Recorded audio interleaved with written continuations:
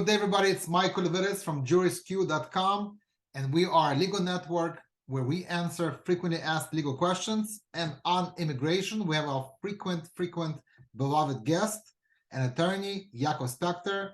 All Yakov does is immigration. Welcome back. Hi, Michael. Hi, everyone. Hello. Yakov, if somebody is an illegal immigrant, can one become legal after 10 years? That's a very frequent question that's asked on Google, and we're trying to come up with answers using your authority on this question. Can an illegal immigrant become legal after 10 years? It is a really good question. And, I'm sure a lot of people might want to know the answer to that question. And also, there is something that everyone should know, okay? As you know, okay, in order to get the right answers, you have to know what would be the right questions to ask. Okay, and this question, can an illegal immigrant become legal after 10 years? Okay, it kind of has a short answer, no. Okay. Okay, it's being asked a lot. Can you elaborate, please? But right, so it definitely might require an explanation, because a lot of people keep asking it, right? Mm-hmm. A lot. So, let me put it this way, and there's a lot of other people who prey upon immigrants. Their lack of knowledge how things work in this country, their lack of familiarity with immigration law, right? I mean, not many people are that familiar with immigration law. Of course. And I think we did a number of segments on basically on shysters who take advantage of it. Yes, right? We had a whole video, 1 or 2. You have to be really beware of immigration fraud and beware of paralegals posing as experts on immigration law. You have to go to an attorney, and that's why we invited you to educate the public whether you could, after such a long passing of time, become legal, or that's just a myth. Exactly. And you know what they say? They say that you cannot get fooled unless you want to get fooled. And, there's nothing that's more attractive to people who don't have papers here, who are illegal here, than the possibility of getting them, becoming legal, being able to feed their families. Okay. Right. And then all of a sudden, somebody tells them, oh, you know what? I heard somewhere that you might be able to get your green card after 10 years of living here. Right. And,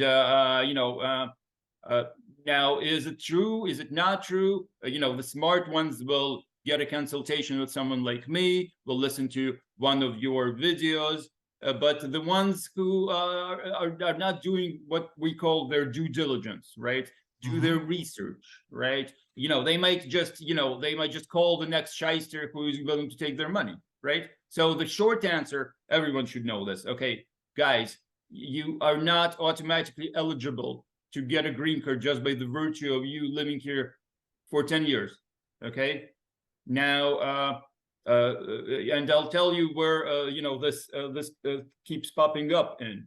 Okay, so, there is something that might be available to some people, okay? And we'll go over. So there is some basis to this. As usual, there is. Yes, we'll say there is no fire without smoke. Oh, there's no smoke without fire. Exactly, right. That's exactly what I was thinking. The same metaphor, but basically, the 10-year rule. Okay, where it comes from is basically from something like this. Okay, so imagine that you've been living here for a while, no status. Okay, illegal. Okay, and then somehow, one way or another, you end up in immigration court. Okay, for your deportation proceedings. Okay, we covered a bunch of, a bunch of issues that have to do with deportation proceedings. I mean, we don't have time to go over it right now. But one thing that you guys should know, okay, if you do end up in immigration court, okay, you cannot ignore this. This is one of those times when you would need proper representation, okay? But if you are already in immigration court and you've been living in the United States for 10 years or more with no status, no criminal record. Once again, there's always exceptions to what I'm saying, but in most cases that would mean no criminal record, have U.S. citizen relatives, and you would be able to convince the judge that you being deported, being separated from your U.S. citizen relatives is going to result in an extreme hardship to them. Okay, really extreme, above and beyond regular separation from family members, which, if you ask me, is an extreme hardship, but not according to immigration law. Okay, so if you could prove to the judge's satisfaction that it will cause an extreme hardship if you're separated from your relatives, or if your relatives have to follow you to whichever home country you're from, and you could show to the judge that you've been living here for 10 years or more, I see. the judge might, your particular judge might give you a green card. And that's where that 10-year rule comes from. So only for a very specific set of immigrants. Now, one thing that I kind of want to let all of our viewers know, okay? Because I know what's going to be your next question, because there's a million consultations that I give regarding this issue. Okay, so your next question is probably, once you think about it, is okay, how do I get myself in front of the immigration judge? I've been living here for 10 years or more. That's a good question. Great question. Yeah, it is a good question. And let me put it this way. I think we did a segment about a law professor who was disbarred for doing precisely that. Yeah. Oh, and some other things, but yeah, he was actually arrested for immigration fraud because he was promising everybody this green card after 10 years, but turns out it's not so simple. It's not so automatic.